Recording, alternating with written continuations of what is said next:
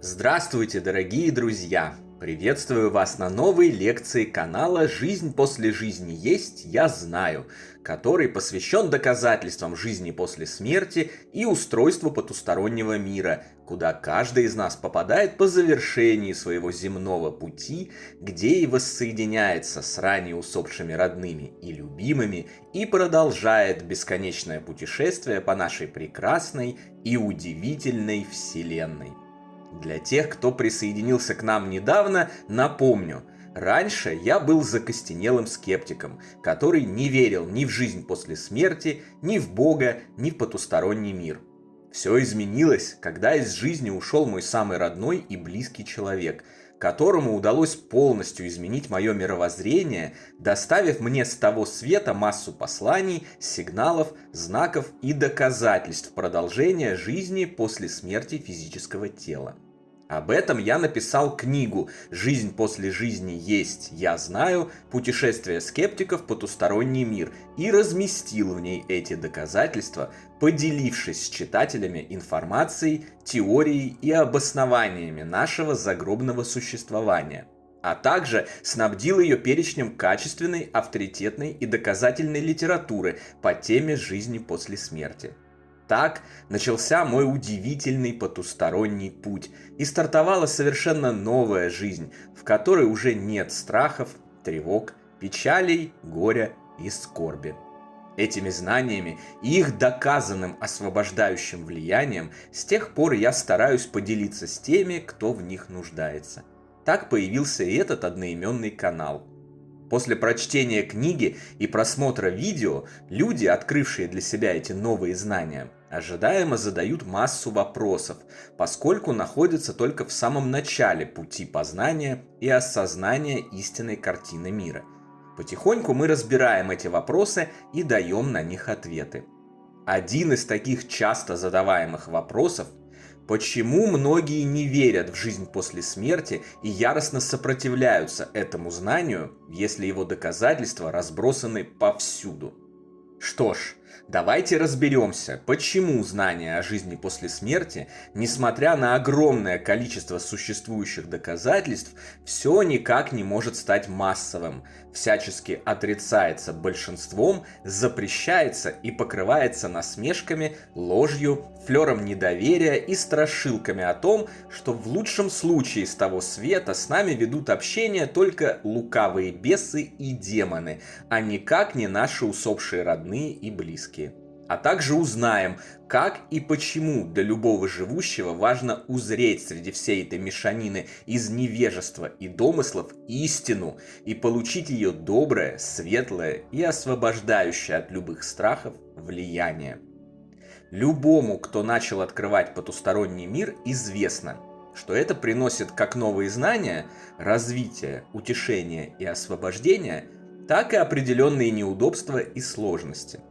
Последние выражаются в утрате понимания и согласия с некоторым количеством живущих родных, друзей, знакомых и в целом с большинством населения.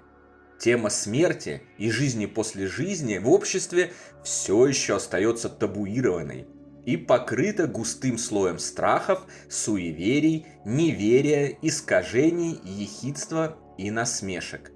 Открывающему дверь на ту сторону всячески мешают это делать, яростно и активно вставляя палки ему в колеса и страстно желая остановить такого познающего от открытия истинной картины мироздания.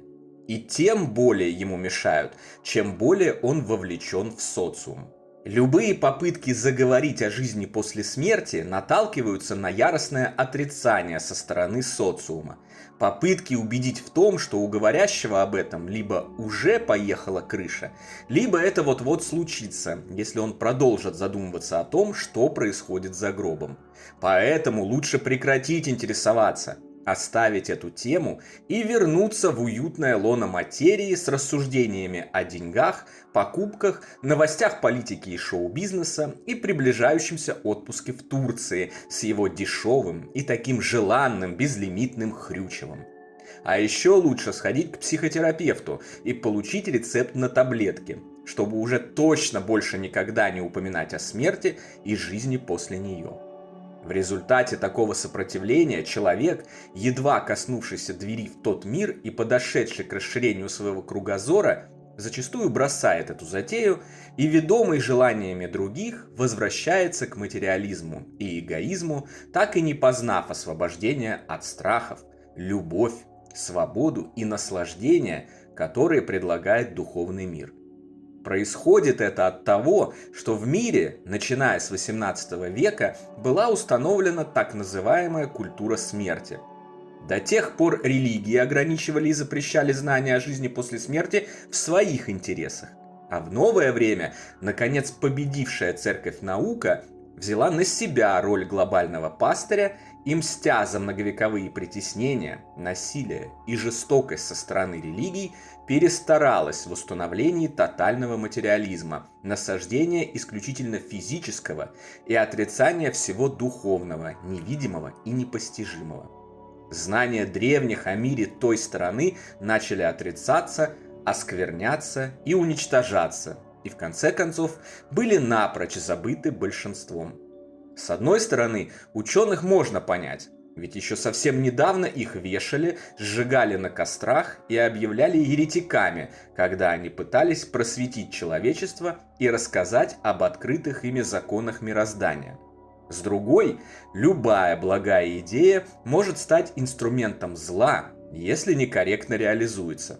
И вот сегодня уже ученые, как ранее церковь, отрицают все, что идет вразрез с их единственно верным мнением, и подвергают остракизму любого, кто пытается заглянуть за завесу непознанного. Даже своих собственных коллег, некогда добившихся огромных результатов в своем деле и получивших огромное же количество наград, должностей, званий и регалий. Установившийся культ материализма привел к воцарению страха перед надвигающейся смертью. Если раньше люди довольно спокойно относились к неизбежности умирания, так как древние знания о том, что смерть – это не конец, еще были живы в их сознании, то к сегодняшнему дню материалистическое общество посвятило все себя избеганию смерти и даже разговоров о ней любой ценой. Люди цепляются за жизнь до самого конца, продлевают ее всеми доступными средствами, несмотря ни на какие страдания, которые это им приносит. Вся жизнь, по сути, посвящена тому, чтобы избежать смерти, не думать о ней, не рассуждать, не говорить и уж точно не изучать. Вся жизнь посвящена сохранению молодости и битве за это с собственным неизбежно истлевающим телом. Страх смерти настолько поглотил людей, что они полностью забыли о духовном свете, из которого все мы состоим. Это, в свою очередь, привело к расцвету таких отвратительных вещей, как равнодушие, насилие, жестокость, кровопролитие и войны. Две самых кровопролитных мировых войны не просто так случились именно в век материализма. Люди, забывшие о свете и погруженные в материю, сосредоточенные исключительно на своих бренных телах, гораздо легче приступают естественные законы мироздания и уничтожают друг друга. Иные настолько боятся неизбежного, что сосредотачиваются исключительно на продлении своей жизни. У меня есть знакомый, очень небедный человек, сколотивший свое многомиллионное состояние в 90-е годы. Ему настолько страшно умирать, что сейчас он тратит его на поиски лекарства от смерти.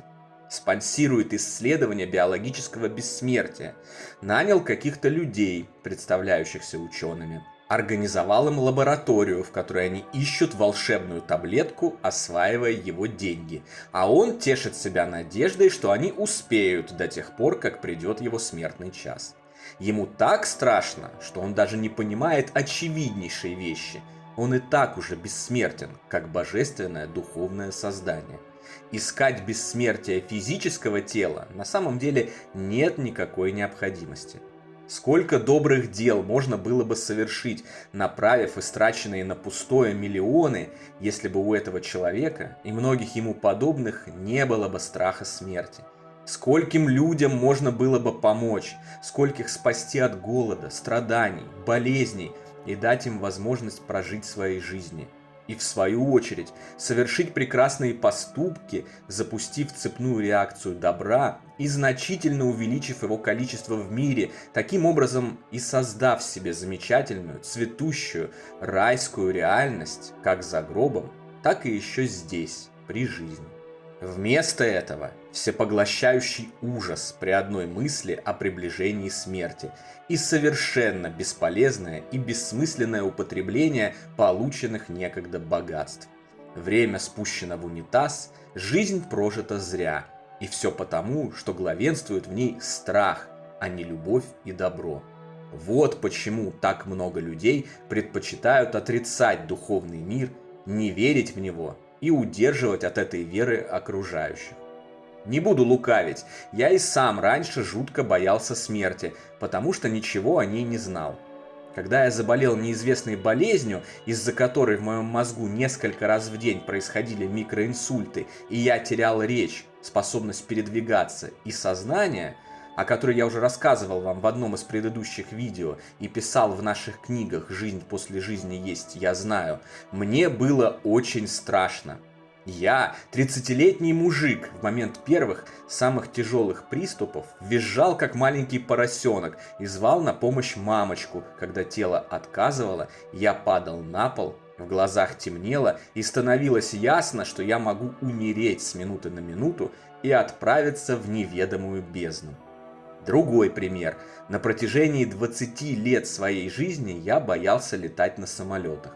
У меня потели ладони, внутри поселялся животный ужас, стоило мне войти в самолет. А еще я эгоистично отстранялся от родных и близких, когда становилось ясно, что они умирают, чтобы защитить свою психику от боли и страданий. Но потому я и утверждаю с полным осознанием истинности своих слов, что страх смерти – это негативная энергия, мешающая человеку нормально жить и развиваться, поселяющая и укореняющая в нем самые мерзкие качества и принципы, что, утратив этот страх, я расцвел, стал лучше, добрее, утратил фиксацию на материальном, осознал важность любви к ближнему и распространения вокруг себя добра и света. И жизнь моя изменилась к лучшему. Настолько к лучшему, что это невозможно не заметить, начиная от помолодевшего минимум на декаду физического здоровья до чудесного исполнения всех, даже самых фантастических желаний. А поскольку я лишь обычный, среднестатистический человек, значит это справедливо и для всех остальных. Не бойтесь осуждения, вы, кто в силу провидения и посылаемой свыше заботы вплотную подошел к открытию духовного мира. Дары, которые вам сулит его познание, в бесконечность раз дороже, чем материальные потери, которые можно понести на этом пути. Установившуюся стену неверия в прекрасную жизнь после жизни необходимо прорвать и показать людям, что бояться нечего. Что за гранью всех нас ждет замечательный мир, населенный нашими братьями и сестрами, друзьями, родными и любимыми. Тогда и здесь, на земле, количество зла будет снижаться, а добро, наоборот, будет множиться и расцветать, что в итоге приведет к установлению всеобщего братства и обустройству так называемого рая в физическом мире. Наслаждаться великолепной, красивой и справедливой жизнью можно будет еще здесь, в наших физических воплощениях. И все, что для этого требуется – отказаться от материализма и эгоизма, победить страх смерти, получить щедро разбросанные там и тут знания об истинном устройстве мира и передать их другим. На сегодня будем закругляться. Друзья, нас становится все больше не по дням, а по часам. Я уже давно не имею физической возможности и времени ответить каждому, но прошу вас, не получив ответа или лайка в комментариях, не обижайтесь. Не сомневайтесь, я вижу все ваши добрые комментарии, вижу ваши лайки, поддержку, заботу обо мне и друг о друге. Вижу, очень радуюсь, ценю и в обязательном порядке мысленно посылаю в ответ каждому из вас всю свою любовь и безмерную благодарность. Учитывая, что когда-нибудь все мы будем общаться только при помощи мысли, вполне логично привыкать к этому уже сейчас. До новой встречи на следующей лекции, которая ответит на вопрос, видят ли нас наши усопшие родные и любимые, и как они это делают. А до тех пор всего вам самого лучшего, прекрасного и замечательного.